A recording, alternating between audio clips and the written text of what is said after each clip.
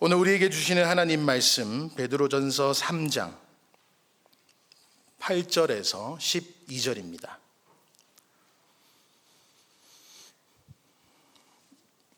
베드로전서 3장 8절에서 12절, 신약 380페이지에 있습니다.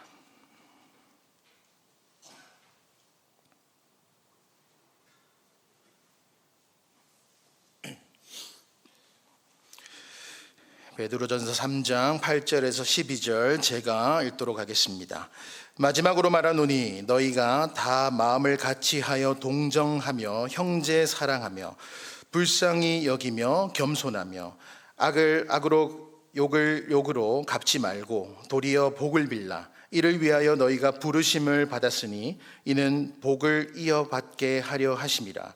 그러므로 생명을 사랑하고 좋은 날 보기를 원하는 자는 혀를 금하여 악한 말을 그치며 그 입술에 거짓을 말하지 말고 악에서 떠나 선을 행하고 화평을 구하며 그것을 따르라. 주의 눈은 의인을 향하시고 그의 귀는 의인의 간구에 기울이시되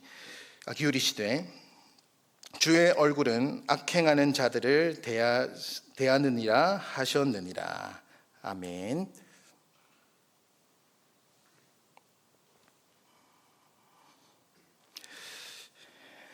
네, 오늘 말씀은 하나님 백성으로서의 삶이란 제목으로 하나님 말씀 전하겠습니다.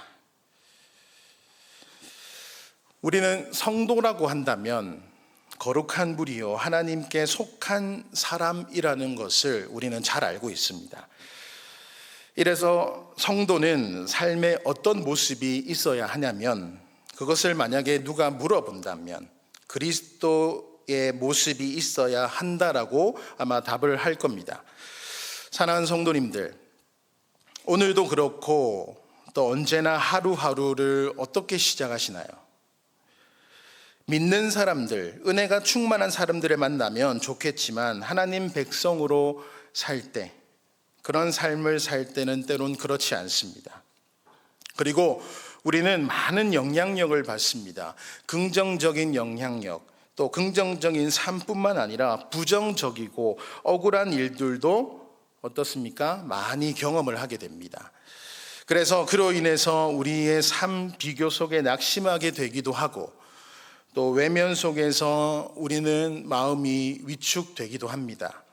그런 상황 가운데 오늘 말씀이 어떻게 이야기를 하는지 잘 묵상하는 시간 되기를 소망합니다.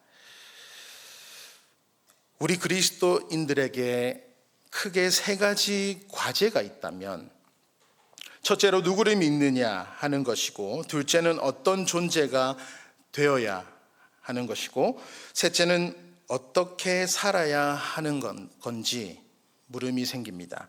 우리 그리스도인들에게 있어서 이 신앙의 문제점이 있다면 믿음과 존재, 그 존재의 삶이 분리되는 현상이 나타난다라는 점입니다. 성경은 이 셋을 분리로 가르치지 않고 하나로 가르칩니다. 믿음이 좋은 것 같은데 존재와 삶이 엉망으로 나타나는 사람들이 있죠. 성경적인 관점으로 보면 정상적인 믿음이 아님을 알 수 있습니다. 다시 말해서 믿음이 좋은 것이 아니라는 뜻입니다. 존재와 삶은 훌륭하게 보이긴 합니다. 그런데 제일 중요한 믿음은 그렇게 보이지 않는 사람이 있다라는 겁니다. 왜냐? 믿음에 뿌리를 둔 존재와 삶이 아니기 때문입니다. 자기 자신이 뿌리일 때가 참 많습니다. 열매를 보면 그 나무를 알 수 있지 않습니까? 나무와 열매는 별개가 아닙니다. 사과나무에서 배가 열리지는 않습니다. 이런 의미에서 어떻게 사는가 하는 것은 또 성경에서 가르쳐주고 있을 때 일반적인 도덕적 교훈으로 보면 안 되고, 신앙이 성숙해지면 성숙해질수록 그 인격조차 성숙해지고 그 삶도 더욱 주님께서 요구하시는 것과 같이 그렇게 산다라는 의미로 보아야 하겠습니다. 초기에 베드로가 주님의 부르심에 응답했던 것은 아주 참 훌륭한 일이었지만 그런다고 해서 그를 성숙한 제자라고 말하지 않습니다. 왜냐하면 아직도 그의 인격이 장성하지 않았고 주님의 뜻에 대한 이해가 온전하지 않고 그의 삶이 아직도 제자로서의 삶으로 자라나지 않았기 때문입니다. 여러분, 우리가 진지하게 살면서 고민해야 될 부분이 있다면 바로 하나님의 백성들은 이 땅에서 어떻게 살아야 하는 질문입니다.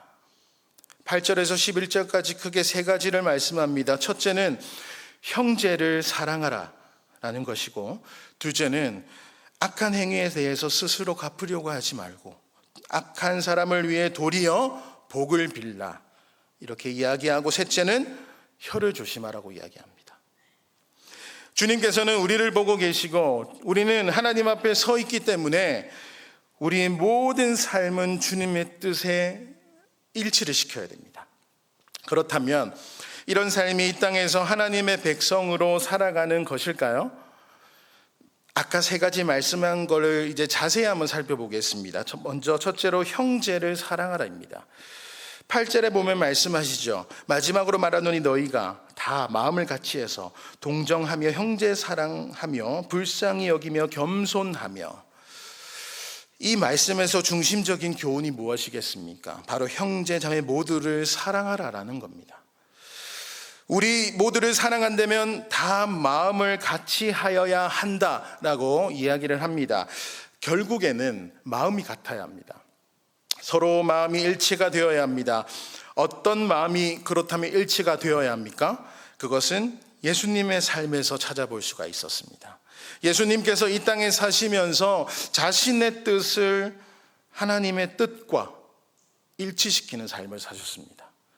겟세마네 동산 기도의 내용을 보면 마태복음 26장 39절 말씀인데, 조금 나아가사 얼굴을 땅에 대시고 엎드려 기도하여 이르시되 내 아버지여, 만일 할 만하시거든 이 잔을 내게서 지나가게 하옵소서. 그러나 나의 원대로 마시옵고 아버지의 원대로 하옵소서.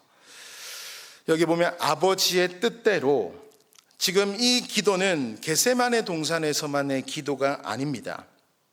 이 땅에 오신 것부터가 예수님께서 하나님의 뜻을 이루는 삶이셨습니다. 계획을 이루는 삶이라는 겁니다.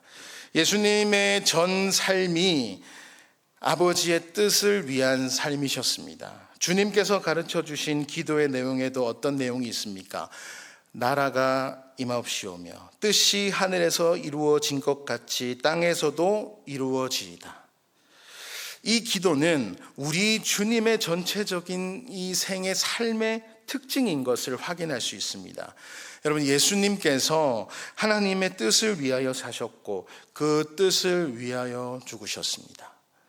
예수님께서는 기도의 내용을 가르쳐 주시면서 이 땅에 사는 모든 그리스도인들로 하여금 하나님의 뜻을 위하여 그 전체의 삶을 드리라고 계속해서 말씀합니다. 이것이 바로 주님께서 우리를 값주고 사신 목적이죠. 여러분, 우리 그리스도인들의 삶의 열정은 어디에 있어야 하냐면 바로 이 하나님의 뜻에 있어야 합니다.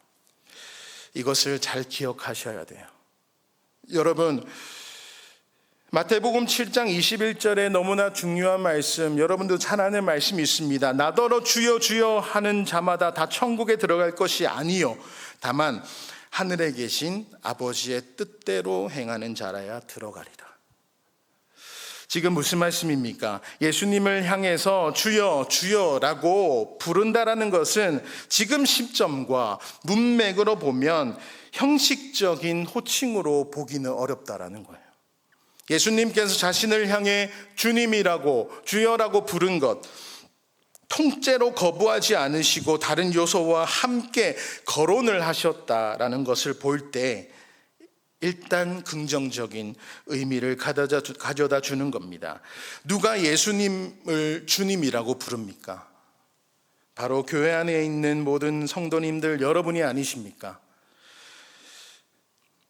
예수님이 누구신지 아직 알지 못하고 예수님도 아직 명확하게 자신을 드러내지 않는 이 상황에서 누가 예수님을 부를 수 있겠습니까? 바로 예수님의 제자들이었습니다. 우리가 예수님을 이렇게 부르면서도 하나님의 뜻을 행하지 않는 사람들을 거절하겠다고 하심으로써 예수님 자신이야말로 다 하나님의 뜻을 선포하는 것, 결국에는 이게 복음이라는 것을 확인시켜 주셨습니다. 이 말씀을 가지고 또 누가복음 6장 46절에도 보니까 너희는 나를 불러 주여 주여 하면서도 어찌 내가 말하는 것을 행하지 아니하느냐. 예수님의 이 말씀은 곧 하나님의 말씀입니다. 이것이 우리의 일치된 마음이어야 하고 우리의 하나된 마음이어야 합니다. 우리는 지금 하나님의 뜻을 위해서 이 교회에 모여 있습니다. 한 교회를 이루고 있습니다. 그리고 우리는 주님의 뜻을 위하여 사는데 한 마음 한 뜻이 되어야 한다라는 것을 계속적으로 교훈을 해주고 있습니다. 만약 이것이 일치가 되지 않으면 교회는 어려움을 겪게 되고 사람들은 교회를 이룬다고 하면서도 자기 주장을 해나갑니다. 예를 들어서 거룩하신 하나님 앞에 나아가는 길은 오직 예수님밖에 없습니다. 이게 진리입니다. 그런데 어떤 사람들은 예수님 외에도 하나님 앞에 나아갈 수 있는 길이 있다라고 이야기합니다. 산 꼭대기는 하나이지만 그곳으로 올라가는 길은 다양하지 않느냐 이야기합니다. 이런 근본적인 진리가 다르면 일치할 수가 없습니다. 진리를 함께 고백할 수 있어야 합니다. 진리가 같다라는 것은 모두 성경의 권위 아래 무릎을 꿇어야 함을 또 의미하고 있는 것이죠. 먼저 성경은 하나님의 말씀이다 라는 데서 시작을 해야 됩니다. 성경은 하나님의 말씀이라는 이 위대한 권위, 그 앞에 순종할 수 있는 마음이 있어야 한 마음이 될 수 있다고 이야기합니다. 자신의 경험을 권위로 내세우면 일치가 어렵습니다. 그래서 사랑은 진리와 함께하는 것이지 만약에 이 진리를 떠나서 말하지 않는 겁니다. 그러나 우리가 하나님의 뜻을 위하여 살고 하나님 앞에 무릎을 꿇는 그런 삶을 살 때 일치되고 한 마음이 됩니다. 서로 사는 법은 어떻게 해야 하느냐? 그것은 바로 인정해야 됩니다. 하나님의 일을 하는 방식은 참 다양합니다, 여러분. 이것을 서로 받아주어야 한다는 사실입니다. 사는 법, 다시 말해서 하나님의 일을 하는 방식을 자신에게 일치시키려고 해서는 안 된다는 거예요. 아무도 똑같은 삶을 살 수 없듯이 하나님께서도 똑같이 만드신 것이 아니고 각자를 다 다르게 만드셨습니다. 그래서 주님께서 우리에게 맡기신 그 일감이 다 다르게 되는 겁니다. 다 5달란트가 아닙니다. 어떤 사람에게는 2달란트, 어떤 사람에게는 1달란트. 이것을 우리는 인정하면서 먼저 나아가야 합니다. 그리고 우리들에게 하나님께서 주신 은사 또한 서로가 각자 다 다릅니다. 선물이 다 다르다라는 겁니다. 내 것과 같아야 한다고 주장하면 선물을 주시는 하나님을 뭐 하게 되냐면 무시하게 되는 겁니다. 무슨 말씀을 드리는 겁니까? 우리 성도님들께 말씀드리는 건 아니지만 사람들은 방법을 잘 배우지 못했습니다. 그래서 자신과 같아야 한다고 주장을 많이 합니다. 여러 가지 선택하는 것을 선택해서 한번 말씀드려 보겠습니다. 우리는 다 피가 있어야 합니다. 피가 없으면 어떻게 됩니까? 죽습니다. 이것은 일치된 거죠. 그렇다면 A형 피가 진짜입니까? 아니면 B형 피가 진짜입니까? 아니면 O형입니까? 아니면 AB형입니까? 내가 A형이니까 다 A형이어야 진짜 피라고 말할 수 있습니까? 그렇게 생각을 하고 사는 사람은 없을 겁니다. 우리가 밥을 먹고 살아가야 하는 것 또한 일치가 되죠. 밥을 먹지 않으면 죽습니다. 그러면 숟가락을 먼저 들어야 합니까? 젓가락을 먼저 들어야 합니까? 다르게 표현해 볼까요? 밥을 먼저 먹어야 할까요? 아니면 찌개를 먼저 먹어야 할까요? 지금 우리 성가대 하는 것도 똑같습니다. 소프라노를 불러야 됩니까? 아니면 알토를 불러야 합니까? 아니면 테너를 불러야 합니까? 아니면 베이스를 불러야 합니까? 자신이 소프라노로 부르기 때문에 알토로 부르는 사람은 다 잘못된 것이냐? 이런 문제가 아니라는 거예요. 우리는 여러 면에서 이렇게 생각하고 또 저렇게 생각하면서 선택하는 시대를 살아갑니다. 이렇게 우리는 일치 속에서 또한 서로 불일치하는 법도 배워야 한다는 겁니다. 그래야 뭐가 될 수 있냐? 교회 안에서 조화가 될 수 있어요. 조금 더 쉽게 예를 들어 보겠습니다.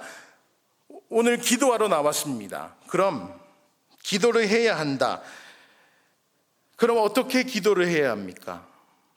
부르짖어야 합니까? 아니면 조용히 묵상하면 됩니까? 계속 말하고자 하는 게 뭐냐면 각자가 다 다르다라는 거예요. 성경을 보면 부르짖기도 하고 조용히 묵상하기도 합니다. 시편 19편 14절에 보면 나의 반석이시오 나의 구속자이신 여호와여 내 입의 말과 마음의 묵상이 주님 앞에 연락되기를 원하나이다. 여러분, 성경 속의 인물 중에 한나는 입술로만 조용히 기도했어요. 예수님께서 보면 또 새벽에도 기도하셨습니다. 산으로 가셔서 밤이 새도록 기도하시고 한적한 곳에 가셔서 기도하셨고, 그렇다면 또 어느 게 정답입니까? 주님께서 마태복음 6장 6절에 보면 뭐라고 하십니까? 기도할 때 내 골방에 들어가 문을 닫고 은밀한 중에 계신 내 아버지께 기도하라고 하셨습니다. 이렇게 말씀했는데, 그렇다면 여러분의 골방은 어디입니까? 주님의 골방 가운데 하나가 누가복음 22장 39절에 보면 습관을 따라 라고 표현하고 가셨던 감람산일 것입니다. 그곳에서 하나님과 기도를 통해서 교제를 나누셨고 하나님 나라의 일을 생각하셨을 겁니다. 이런 전체적인 문제들을 왜 언급하느냐 하면 교회에서 일치와 불일치가 바르게 이루어지지 못하기 때문입니다. 일치해야 할 것이 있고 또 서로 불일치되는 것이 있습니다. 또한 불일치되는 것도 용납을 해야 됩니다. 둘째로, 형제를 사랑한다면 동정할 줄 알아야 한다고 이야기를 하고 있습니다. 동정이라는 말은 마음을 같이 하는 겁니다. 같이 느끼는 것. 이 동정이라는 말이 사랑으로 몸으로 나눈 이라고 할 수 있겠는데 삶의 현장에서 함께 동참함입니다. 히브리서 4장 또 15절에 보면 우리 예수님에 대해서 이렇게 말씀합니다. 우리에게 있는 대제사장은 우리 연약함을 동정하지 못하실 이가 아니요, 이렇게 표현하고 있습니다.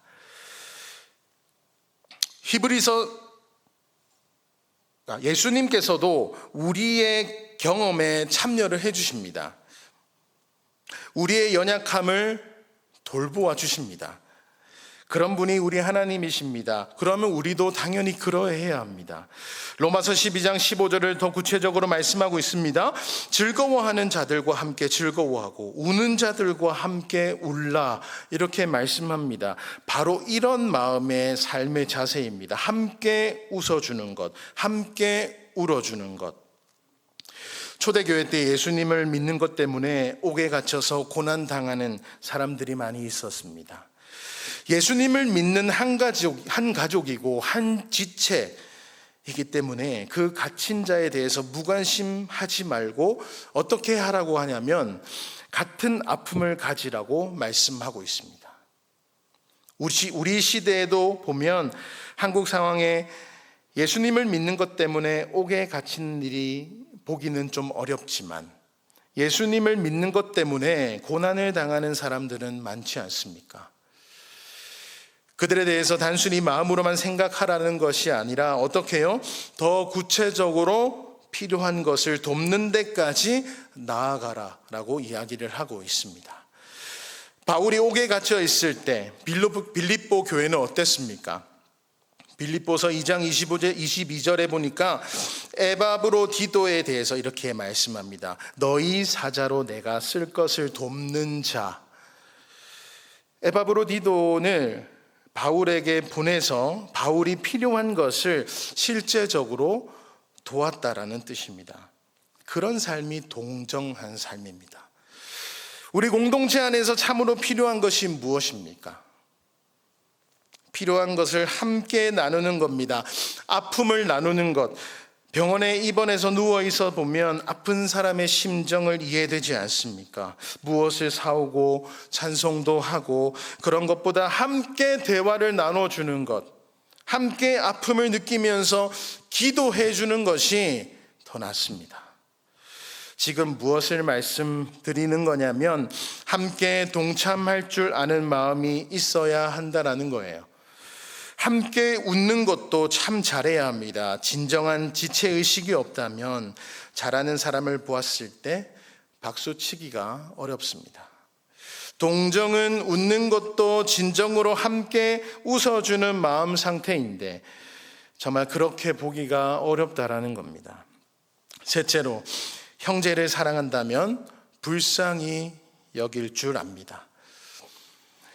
고통당하는 사람을 이해할 줄 알고 죄에 넘어지고 있는 사람을 볼 때 그냥 지나가는 게 아니라 마음속에 아픔을 느낄 줄 압니다. 마태복음 9장 36절에 예수님께서 이렇게도 말씀하셨습니다. 무리를 보시고 불쌍히 여기시나니 이는 그들의 목자 없는 양과 같이 고생하며 기진함이라. 예수님께서 고생하여 기진한 무리를 보시고 어떻게 느끼신 겁니까?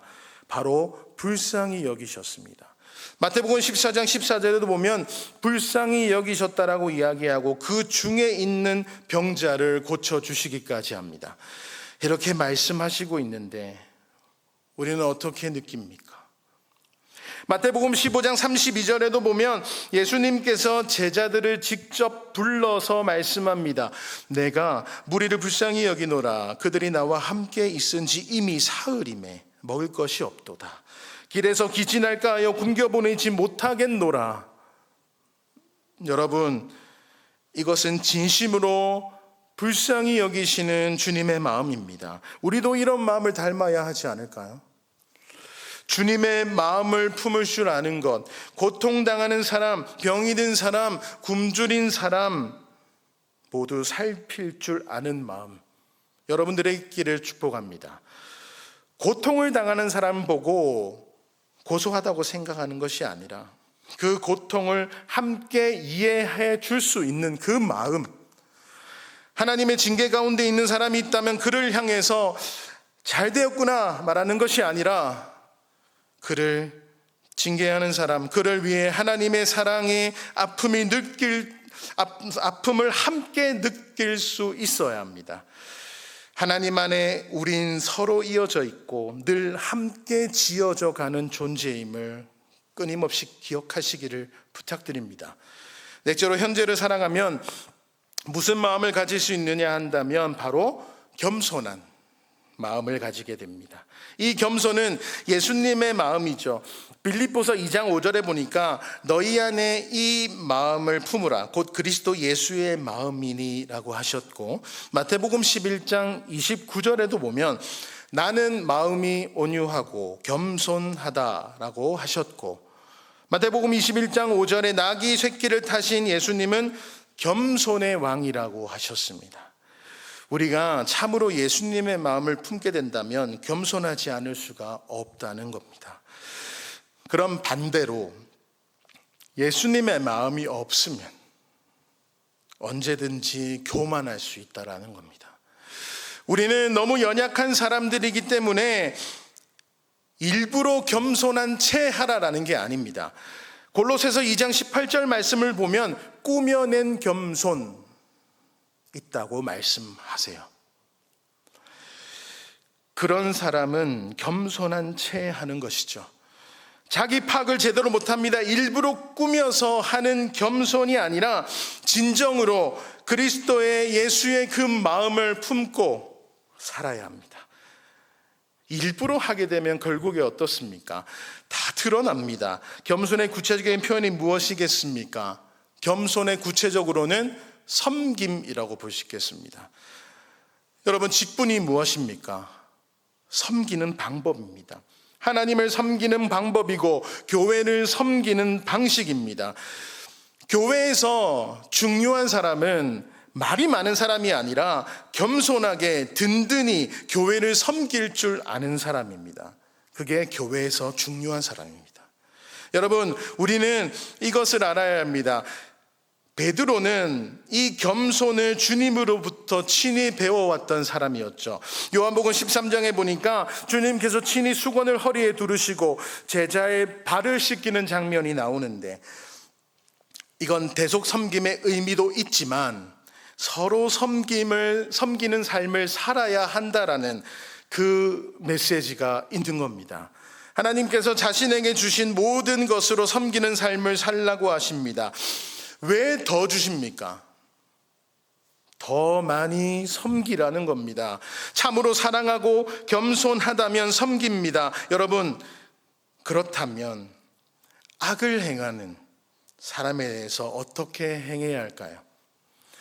이 세상은 아무런 문제가 없는 세상이 아닙니다. 이 세상의 한복판에는 악이 일합니다. 우리 그리스도인들은 그 악을 만날 수 있습니다. 그러면 그때에 어떻게 해야 하느냐라는 겁니다. 그게 9절 말씀을 말하는 겁니다. 악을 악으로, 욕을 욕으로 갚지 말고 도리어 복을 빌라. 이를 위하여 너희가 부르심을 받았으니 이 복을 이어받게 하려 하심이라.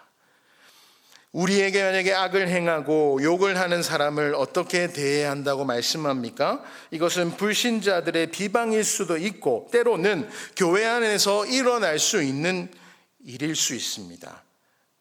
우리가 죄를 지어서 당하는 그런 의미의 악이나 욕은 아닙니다. 마태복음 5장 10절의 말씀과 연관지어서 생각해 보는 것이 좋을 것 같습니다. 마태복음에서는 이렇게 말합니다. 의를 위하여 박해받는 자는 복이 있나니 천국이 그들의 것이며, 11절에 이어서 보면 나로 말미암아 너희를 욕하고 박해하고 거짓으로 너희를 거슬러 모든 악한 말을 할 때는 너희에게 복이 있다라는 겁니다. 복이 있는 욕이 있습니다. 우리는 이런 상황에 직면하면서 어떻게 살 수 있겠습니까? 그럴 때 도대체 어떻게 해야 하느냐? 두 가지 원리를 가르쳐 줍니다. 첫째로, 같은 값으로 갚지 말라라는 겁니다.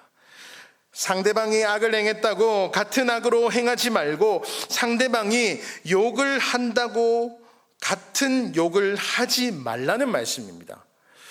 우리가 그들을 위협한다거나 그들의 죄악에 동참해서는 안 되죠.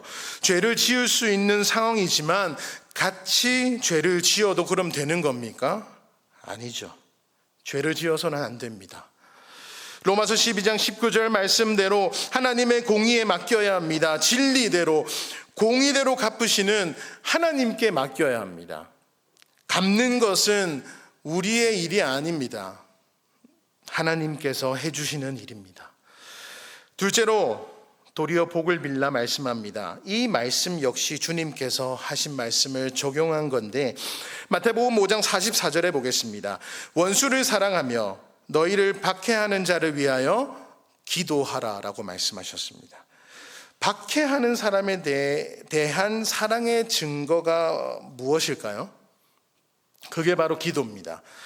이 기도의 내용은 어떤 내용이어야 하는가? 하나님께서 복 주시기를 원하는 내용이어야 한다는 겁니다. 누가복음 6장 27절에도 보면 너희를 미워하는 자를 선대하라 말씀했습니다. 이렇게까지 말씀하는데 미워하는 자를 미움으로 대하지 말고 선하게 선대하라는 말씀을 지금 하고 있는 겁니다. 어떻게 보면 이런 문제들은 쉬운 문제가 아닙니다. 다 알고 있습니다. 그렇죠? 그러나 우리가 그리스도인이라고 한다면 이런 삶을 살아야 한다는 거예요. 참 어려운 일입니다. 자신에게 상처를 주고 생각만 해도 속이 뒤집히는 사람, 그런 분들을 위해서 여러분들이 복을 빌어본 적이 있습니까?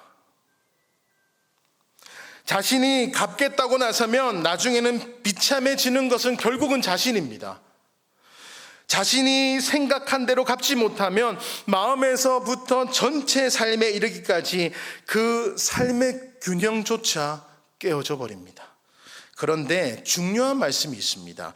9절에 다시 보니까 이를 위하여 너희가 부르심을 받았다라는 겁니다. 여러분이 하나님의 부르심을 받은 것은 악을 행하고 욕을 하는 사람을 복을 주도록 하시기 위하여 우리를 어떻게 해요? 부르셨다라는 겁니다. 예수 그리스도의 발자취를 따르는 삶인 겁니다, 여러분. 하나님의 부르심이 있는 그 자리에 어떤 사람이 있을 수 있습니까?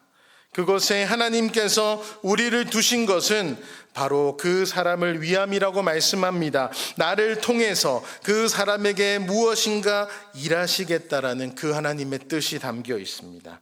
이 하나님의 뜻을 깨닫고 그리스도인다운 태도를 잃지 말라고 하시는 겁니다. 여러분, 다시 말씀드리겠습니다. 그럼 우리 그리스도인은 어떤 삶을 살아야 합니까? 그것은 바로 10절과 11절에 보니까 혀를 조심하고 화평을 구하는 삶을 살아야 한다라고 이야기합니다. 형제들과 이웃과의 바른 관계를 맺고 사는 삶이 있어야 합니다. 형제들 또한 이웃과의 관계에서 가장 관계를 깨뜨리는 게 뭘까요? 지금 보니까 언어입니다. 언어. 결국에는 말입니다. 말로 일어나는 범죄가 교회 내에서 사람들과의 관계를, 자신이 있는 상황에서 이웃과의 관계를, 심지어 가정에서조차 존재합니다. 존재해서 그 관계들을 다 파괴시켜 버립니다. 여러분, 잘 들어주십시오. 예수님 믿는 사람들의 말은 이 세상 사람들의 말과 달라야 합니다. 정말입니다. 우리는 세상과 구별되어야 합니다. 정작 중요한 것을 말하는 법부터 구별되어야 하겠습니다. 그리스도인의 삶의 변화는 이 말에서부터 일어나야 한다는 겁니다. 혀를 금하여 악한 말을 그쳐야 됩니다. 말에 악이 없어야 합니다. 악은 사탄을 닮은 모습이죠. 악한 말을 마치 사탄이 말로 창세기에 하와를 유혹했고 아담의 전체 가정을 파괴시켜 버렸듯이 형제를 대적하고 형제를 분열시키는 그런 말들입니다. 우리가 가지고 있는 이 혀가 그런 악한 길로 가지 않도록 잘 다스려야 한다라는 겁니다. 좀 더 구체적으로 말씀드려보면 말로 3가지를 하지 말아야 합니다. 첫째로, 형제의 인격을 깎아내리지 않도록 해야 합니다. 둘째로, 형제의 마음에 상처가 가지 않도록 조심해야 됩니다. 셋째로, 형제의 삶이 무너지지 않도록 해야 됩니다. 우리 모두의 그런 언어 관계가 투명해져야지 서로 속이고 사기치는 그런 일들을 해서는 안 된다라고 교훈해 줍니다. 앞에서는 위하는 척 하면서 뒤에서 욕하는 그런 사람들의 그런 말을 닮으면 안 되겠습니다. 여러분, 그리고 적극적으로 해야 할 일이 있습니다. 11절에 보니까 선을 행하고 화평을 구하라 말씀해 주셨습니다. 적극적으로 어디에 관심을 두고 살아가야 하는지를 가르쳐 주고 있습니다. 이것이 바로 선한 삶에 뛰어들라고 말씀하시는 겁니다. 그리고 화평을 구하는 삶을 살아야 한다고 이야기합니다. 마태복음 5장 9절을 볼까요? 화평하게 하는 자는 복이 있나니 그들이 하나님의 아들이라 일컬음을 받을 것이요. 여러분, 예수님께서 왜 오셔야만 했습니까? 왜 오셔야만 했을까요? 그 이유가 있습니다. 하나님과의 깨어진 관계를 회복시키고 사람들과의 깨어진 관계를 회복시키기 위해서 하늘보좌를 버리시고 예수님께서 내려오셨습니다. 이게 평화의 핵심입니다. 저 사람이 하나님의 사람이다, 저 사람이 하나님의 자녀다, 이 사실을 무엇을 가지고 알 수 있냐면 무엇으로 증언하고 있습니까? 밤새 철야 기도하고 성경 지식 많이 알고 예수님에 대해서 똑똑하게 말하고, 그런데 이런 것들이 아닙니다. 바로 평화를 만들어 나갈 때입니다. 기도를 열심히 하고 성경도 많이 알고 예수님을 줄줄이 말하는 것도 너무 중요합니다. 그러나 화평을 깨는 삶을 살아간다면 하나님의 자녀로서 자체가 전혀 없는 겁니다. 이전 것은 다 쓸모가 없게 돼버립니다.